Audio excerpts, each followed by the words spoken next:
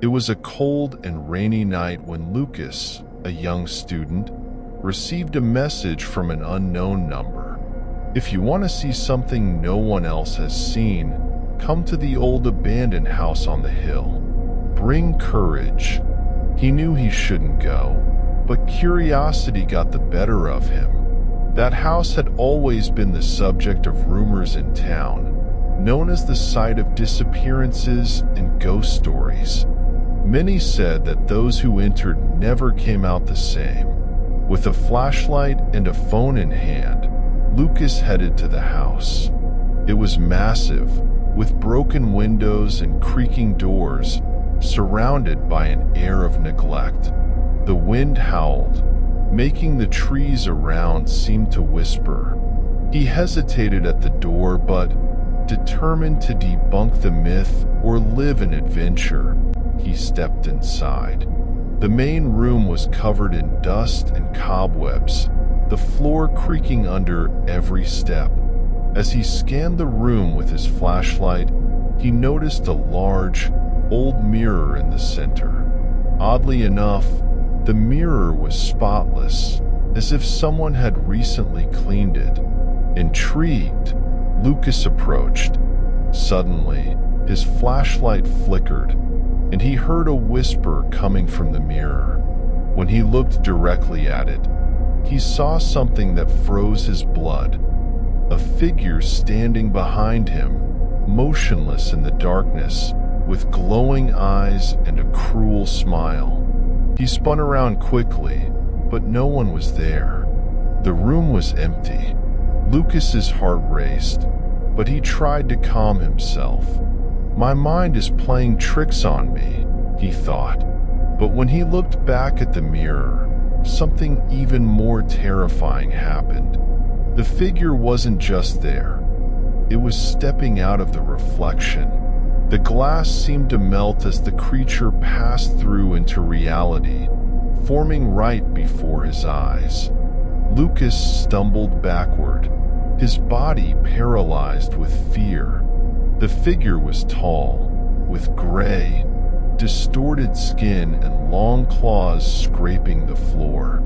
Its empty eyes seemed to absorb all the light in the room. The creature moved slowly toward him, and Lucas, finally regaining control of his legs, bolted toward the door. But when he reached it, it was locked. He pounded on the door, shouting, but it seemed like no one could hear him. The creature was now just a few feet away, and in desperation, Lucas grabbed his flashlight and hurled it at the mirror, shattering it into pieces. The moment the glass broke, the creature vanished, as if it had never been there. Silence filled the room. Panting, Lucas looked around, trying to process what had just happened. When he turned back to the door, it was slightly open. Without hesitation, he ran, leaving the house as fast as he could. Back home, trembling and barely believing he had survived, Lucas tried to calm down. He picked up his phone to call a friend and explain what had happened. But when he opened his messages, something chilled him once again. The last message he had received wasn't from the unknown number. It was from his own number. Attached to the message was a photo. When he opened it, he saw the creature in the mirror with a caption below. "Now that you've seen me, you will never be alone again." Lucas turned off the light, but he felt a cold shiver down his neck. When he glanced at the reflection in the window, there it was again, smiling.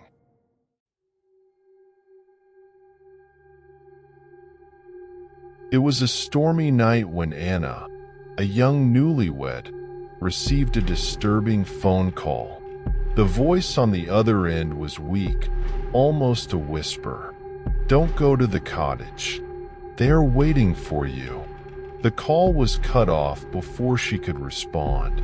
She was confused, as at that very moment, she and her husband were on their way to the family cottage.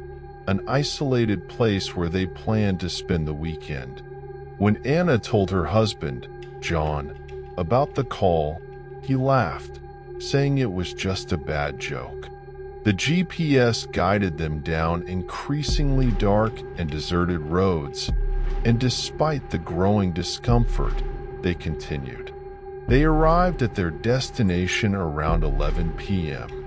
The house, large and imposing, looked even more frightening at night, with its old windows and creaking wood. They unloaded their bags and went inside. As soon as they entered, Anna felt a heavy atmosphere. The furniture covered with white sheets looked like shadows in the dark, and the wind made the doors creak slightly.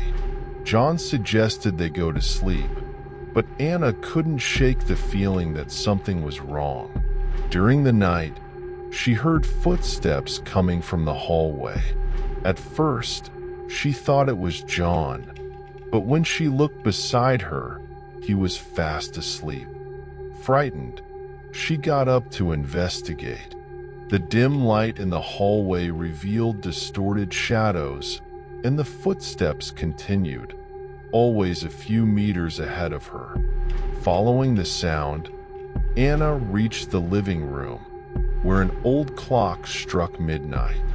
In the corner of the room, she saw a figure, partially covered by a sheet, watching her. "John?" she whispered, but there was no answer. Suddenly, the sheet fell, revealing a pale woman with empty eyes and a twisted smile. Anna tried to scream, but her voice wouldn't come out. The figure slowly approached her, and Anna ran back to the bedroom in despair. She woke John, who, incredulous, went with her to the living room. But the figure had vanished. "You're just nervous. Let's go back to bed," he said, trying to calm her down. But then, something inexplicable happened. When John turned his back, the very phone Anna had left on the table began to ring. She answered it, and the same voice whispered, "I warned you. They are waiting." Anna dropped the phone, and at that moment, all the lights in the house went out. In the absolute silence, the only sound left was the sound of distant laughter echoing through the hallways. John turned on the flashlight on his phone, and together they began to head down the stairs to leave the house. But when they reached the front door, it was locked. John desperately pulled on the doorknob, but it was useless. The laughter grew louder, and suddenly, the figures began to appear again, emerging from the walls and behind the furniture surrounding the couple. Anna, overcome with terror, held John's hand as the figures drew closer. Their disfigured faces with wicked smiles were now inches away. When one of them reached out to touch her face, everything went black. The next day, Anna and John's bodies were found at the cottage, showing no apparent signs of violence. However, what left the investigators perplexed was the frozen smile on their faces, as if, at the moment of their death, they had witnessed something far beyond imagination. And on the floor, beside the fallen phone, the last call recorded was from Anna's own number.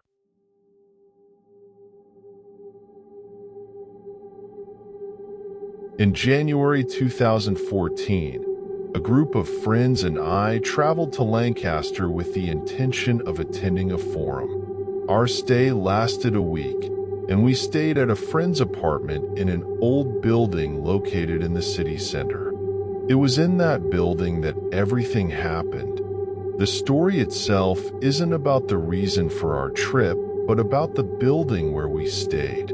Situated in the heart of the city, the building was very old and had a long history. The interior, with its wooden walls, had a nostalgic and classic feel, as if many stories had unfolded there over the years. The atmosphere was different, almost as if stepping through the doors transported us to another dimension. But what struck us the most were the two wooden elevators, which interrupted the silence with mysterious creaking sounds that we initially attributed to the old machinery. Although no one in the group had claustrophobia, it was almost inevitable to feel a sense of suffocation and discomfort every time we entered the elevator. Midweek, late one night, we ran out of drinks in our room, and two friends and I were tasked with buying more beer at 3 a.m., a typical group adventure. On our way back, we decided to take the elevator on the right, which was already waiting on the ground floor. Side note, we had taken the left one earlier. I pressed the button for the 7th floor, and everyone saw it. But soon we noticed the elevator was taking much longer than expected. We began counting the floors passing by and realized we had already gone up more than 10 stories.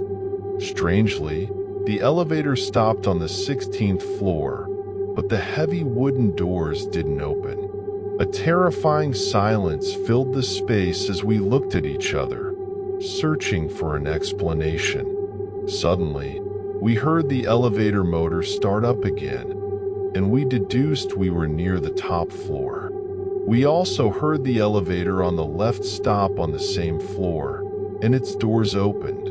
Moments later, our elevator doors opened as well.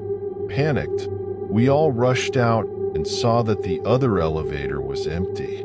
Without thinking twice, we quickly ran down the stairs to the 7th floor. 2 days later, we spent another night in the building, and throughout the night, we could clearly hear the elevators running non-stop. Everyone in the group was aware of the situation. Occasionally, louder noises woke me up again. The next morning, we decided to share what had happened with the owner of the bar where we had breakfast. He listened intently, with the expression of someone who had heard the story many times before. He then explained that, in the past century, the building was a hotel, and a man who had dedicated his life to its upkeep worked there, particularly taking care of the elevators. He had committed his life to maintaining the place, but a tragic accident ended his story. While working on the elevator's alignment, the man somehow fell from the 16th floor. He stepped into the elevator shaft, but the elevator wasn't on the same floor. To this day, we still wonder if it was just a coincidence. We think it might have been, but ever since that experience, we've all opted to take the stairs. If you like this content, please leave a like, subscribe to the channel, and activate the notification bell. Thank you and see you in the next video.